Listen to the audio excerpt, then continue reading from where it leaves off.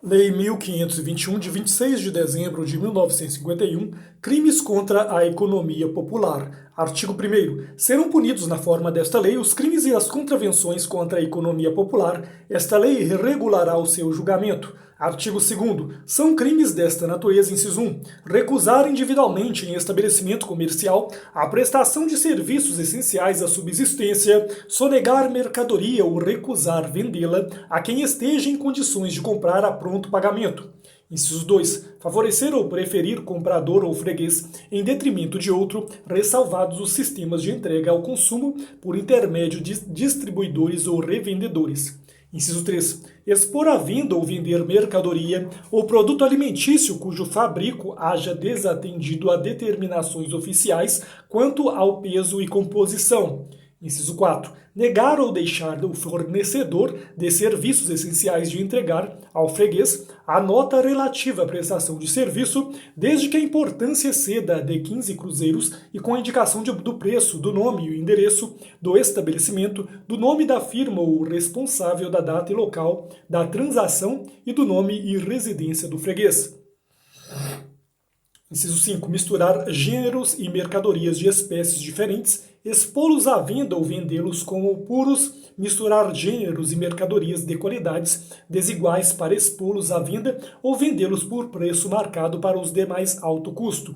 Inciso 6. Transgredir tabelas oficiais de gêneros e mercadorias ou de serviços essenciais, bem como expor à venda ou oferecer ao público ou vender tais gêneros, mercadorias ou serviços por preço superior ao tabelado, assim como não manter afixadas em lugar visível e de fácil leitura as tabelas de preços aprovadas pelos órgãos competentes.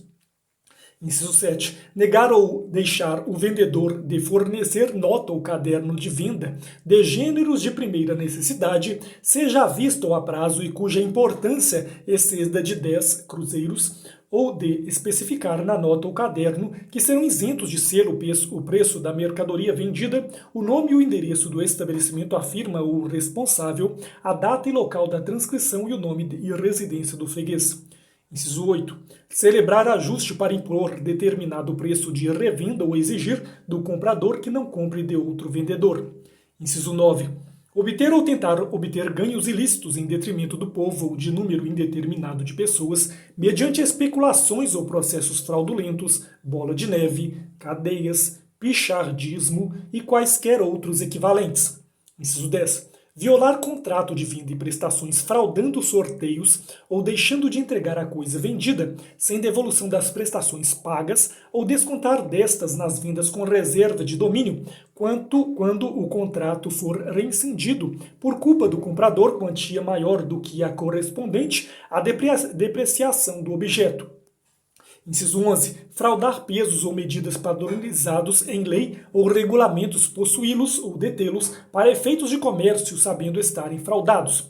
Pena detenção de 6 meses a 2 anos e multa de 2.050.000 cruzeiros. Parágrafo único. Na configuração dos crimes previstos nessa lei, bem como na de qualquer outro de defesa da economia popular, sua guarda e seu emprego considerar-se-ão como de primeira necessidade ou necessários ao consumo do povo os gêneros, artigos, mercadorias e qualquer outra espécie de coisas ou bens indispensáveis à subsistência do indivíduo em condições higiênicas e ao exercício normal de suas atividades. Estão compreendidos nesta definição os artigos destinados à alimentação, ao vestuário e à iluminação, os terapêuticos ou sanitários, o combustível e a habitação e os materiais de construção. Artigo 3º. São também crimes desta natureza, inciso 1, destruir ou inutilizar intencionalmente e sem autorização legal, com o fim de determinar alta de preços em proveito próprio ou de terceiro, matérias-primas ou produtos necessários ao consumo do povo. Inciso 2. Abandonar ou fazer abandonar lavoura ou plantações, suspender ou fazer suspender a atividade de fábricas, usinas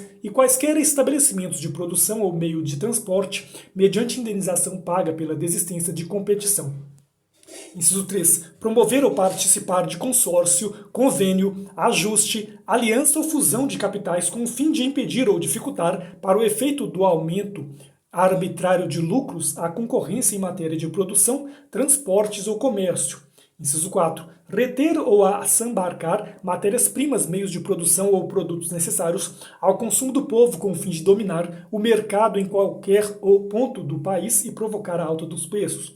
Inciso 5. Vender mercadorias abaixo do preço de custo com o fim de impedir a concorrência. Inciso 6. Provocar a alta ou baixa de preços de mercadorias, títulos públicos, valores ou salários por meio de notícias falsas, operações fictícias ou qualquer outro artifício. Inciso 7. Dar indicações ou fazer afirmações falsas em prospectos ou anúncios para fim de substituição, compra ou venda de títulos, ações ou cotas. Inciso 7. Inciso 8. Exercer funções de direção, administração ou gerência de mais de uma empresa ou sociedade do mesmo ramo de indústria ou comércio com o fim de impedir ou dificultar a concorrência. Inciso 9. Gerir fraudulenta ou temerariamente bancos ou estabelecimento bancários ou de capitalização, sociedades de seguros, pecúlios ou pensões vitalícias, sociedades para empréstimos ou financiamento de construções e de vendas de imóveis a prestações, com ou sem sorteio ou preferência por meio de pontos ou cotas, caixas econômicas, caixas Raiffeisen, caixas multas de beneficência, socorros ou empréstimos, caixas de pecúlios, pensão e aposentadoria, caixas construtoras, cooperativas, sociedades de economia coletiva, levando-as à falência ou à insolvência, ou não cumprindo qualquer das cláusulas contratuais com prejuízo dos interessados.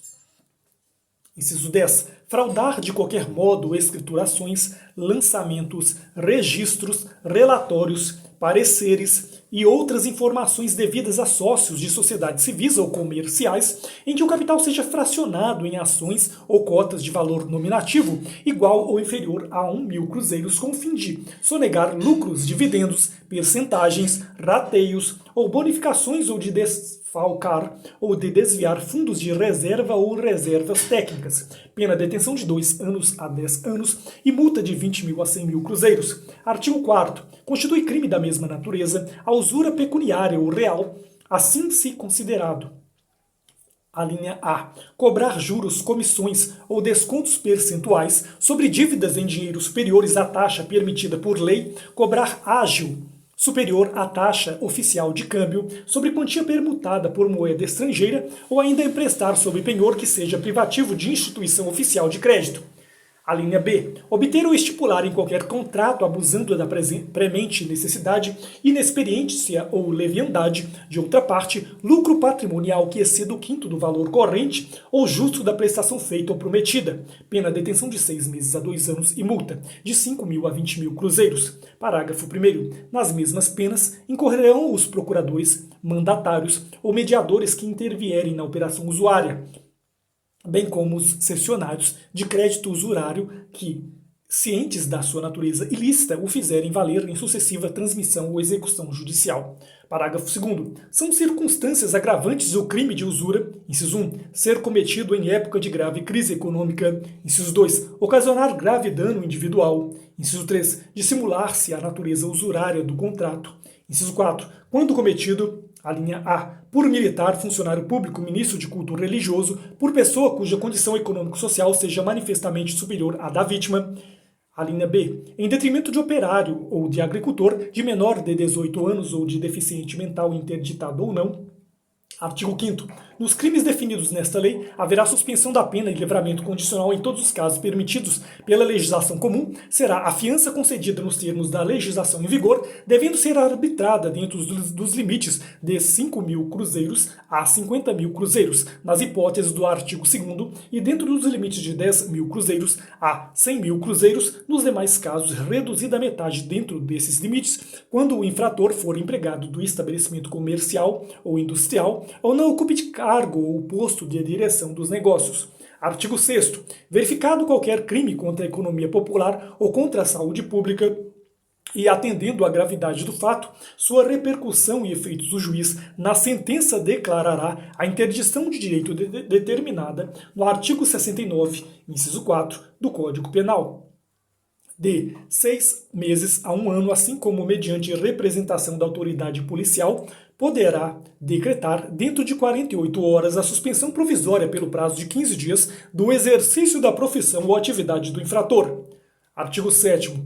Os juízes recorrerão de ofício sempre que absolverem os acusados em processo por crime contra a economia popular ou contra a saúde pública ou quando determinarem o arquivamento dos autos do respectivo inquérito policial. Artigo 8º. Nos crimes contra a saúde pública, os exames periciais serão realizados no Distrito Federal pelas repartições da Secretaria-Geral da Saúde e Assistência e da Secretaria da Agricultura, Indústria e Comércio da Prefeitura ou pelo Gabinete de Exames Periciais do Departamento de Segurança Pública e nos estados e territórios pelos serviços congêneres, valendo qualquer dos laudos como corpo de delito. Artigo 10. Terá forma sumária nos termos do capítulo 5 do título 2, livro 2 do Código de Processo Penal, o processo das contravenções e dos crimes contra a economia popular não submetidos ao julgamento pelo júri. Parágrafo 1º. Os atos policiais, inquérito ou processo iniciado por portaria deverão terminar no prazo de 10 dias. Parágrafo 2º. O prazo para oferecimento da denúncia será de 2 dias, esteja ou não o réu preso. Parágrafo 3º. A sentença do juiz será proferida dentro do prazo de 30 dias, contados do recebimento dos autos da autoridade policial. Artigo 536 do Código de Processo Penal. Parágrafo 4º. A retardação injustificada, pura e simples dos prazos indicados nos parágrafos anteriores, importa em crime de prevaricação, artigo 319 do Código Penal. Artigo 11. No Distrito Federal, o processo das infrações penais relativas à economia popular caberá indistintamente a todas as varas criminais, com exceção das 1ª e 20ª observadas as disposições quanto aos crimes da competência do júri de que trata o artigo 12. Artigo 12. São de competência do júri os crimes previstos no artigo 2º desta lei. Artigo 13. O júri compõe de um juiz, que é o seu presidente, e de 20 jurados sorteados dentre os eleitores de cada zona eleitoral, de uma lista de 150 a 200 eleitores, 5 dos quais constituirão o conselho de sentença a cada sessão de julgamento. Artigo 14. A lista que se refere ao artigo anterior será semestralmente organizada pelo presidente do júri sob sua responsabilidade entre pessoas de notória idoneidade, incluídos de preferência os chefes de família e as donas de casa. Artigo 15. Até o dia 15 de cada mês, far-se-á o sorteio dos jurados que devam constituir o tribunal do mês seguinte. Artigo 16. O júri funcionará quando estiverem presentes pelo menos 15 jurados. Artigo 17. O presidente do júri fará as convocações para o julgamento com 48 horas de antecedência, pelo menos observada a ordem de recebimento dos processos. Artigo 18. Além dos casos de suspeição e impedimento previstos em lei, não poderá servir jurado da mesma atividade profissional do acusado. Artigo 19. Poderá ser constituído um júri em cada zona eleitoral. Artigo 20. A presidência do júri caberá ao juiz do processo, salvo quando a lei de organização judiciária atribuir a presidência a outro. Artigo 21. No Distrito Federal poderá o juiz presidente do júri representar ao Tribunal de Justiça para que seja substituído na presidência do júri por juiz substituto ou juízes substitutos, nos termos do artigo 20 da Lei nº 1301, de 28 de dezembro de 1950. Servirá no júri o promotor público que for designado. Artigo 22. O júri poderá funcionar com pessoal material em instalações destinados aos serviços eleitorais. Artigo 23. Nos processos da competência do júri, far-se-á instrução contraditória, observado o disposto no Código de Processo Penal relativamente ao processo comum, livro 2, título 1, capítulo 1, com as seguintes modificações. Inciso 1. O número de testemunhas, tanto para a acusação como para a defesa, será de 6 no máximo. Inciso 2. Serão ouvidas as testemunhas de acusação e de defesa dentro do prazo de 15 dias, se o réu estiver preso e de 20 quando solto. Inciso 3. Havendo acordo entre o Ministério Público e o réu, por seu defensor, mediante termo lavrado nos autos, será dispensada a inquirição das testemunhas arroladas pelas partes e cujos depoimentos constem do inquérito policial. Inciso 4. Ouvidas as testemunhas e realizada qualquer diligência porventura, requeda o juiz, depois de sanadas as nulidades e irregularidades, e determinar ou realizar qualquer outra diligência que entender conveniente, ouvirá nos autos sucessivamente, por 48 horas, o órgão do Ministério Público e o defensor. Inciso 5. Em seguida, o juiz poderá absolver, desde logo o acusado, quando estiver provado que ele não praticou o crime, fundamentando a sentença e recorrendo ex ofício. Inciso 6. Se o juiz assim não proceder, sem manifestar, entretanto, sua opinião, determinará a remessa do processo ao presidente do júri ou que se faça a inclusão do processo na pauta do julgamento, se lhe couber a presidência. Inciso 7. São dispensadas a pronúncia e a formação do libelo. Artigo 24. O órgão do Ministério Público, o réu e o seu defensor serão intimados do dia designado para o julgamento, será julgado à revelia o réu solto que deixar de comparecer sem justa causa. Artigo 25. Poderão ser ouvidas em plenário as testemunhas da instrução que previamente, com 48 horas de antecedência, forem indicadas pelo Ministério Público e pelo acusado. Artigo 26. Em plenário constituído o conselho de sentença, o juiz tomará aos jurados o juramento de bem e sinceramente decidirem a causa, proferindo o voto a bem de verdade e da justiça. Artigo 27. Qualificado a réu, sendo-lhe permitida qualquer declaração, a bem da defesa observadas as formalidades processuais aplicáveis e constantes na seção 4 do capítulo 2 do Livro 2, título 1 do Código de Processo Penal, o juiz abrirá os debates, dando a palavra ao órgão do Ministério Público e ao assistente, se houver, para a dedução da acusação e ao defensor para produzir a defesa. Artigo 28. O tempo destinado à acusação e à defesa será de 1 hora para cada uma. Havendo mais de um réu, o tempo será elevado ao dobro, desde que assim seja requerido, não haverá réplica nem tréplica. Artigo 29. No julgamento que se realizará em sala secreta, com a presença do juiz, do escrivão e do oficial de justiça, bem como dos acusadores e dos defensores, que se conservarão em seus lugares, sem intervir na votação, os jurados depositarão na urna a resposta sim ou não ao quesito único, indagando se o réu praticou o crime que lhe foi imputado. Parágrafo único. Em seguida, o juiz, no caso de condenação, lavrará a sentença tendo em vista as circunstâncias atenuantes ou agravantes existentes nos autos e levando em conta na aplicação da pena o disposto nos artigos 42 e 43 do Código Penal. Artigo 30. Das decisões do júri nos termos da legislação em vigor, cabe apelação sem efeito suspensivo em qualquer caso. Artigo 31. Em tudo mais que couber e não contrariar esta lei, aplicar-se-á o Código de Processo Penal. Artigo 32. É o Poder Executivo autorizado a abrir ao Poder Judiciário o crédito especial de 2 milhões de cruzeiros para ocorrer vetado as despesas do pessoal e material necessários à execução desta lei no Distrito Federal e nos territórios. Artigo 33. Esta lei entrará em vigor 60 dias depois de sua publicação, aplicando-se aos processos iniciados na sua vigência. Artigo 34. Revogam-se as disposições em contrário.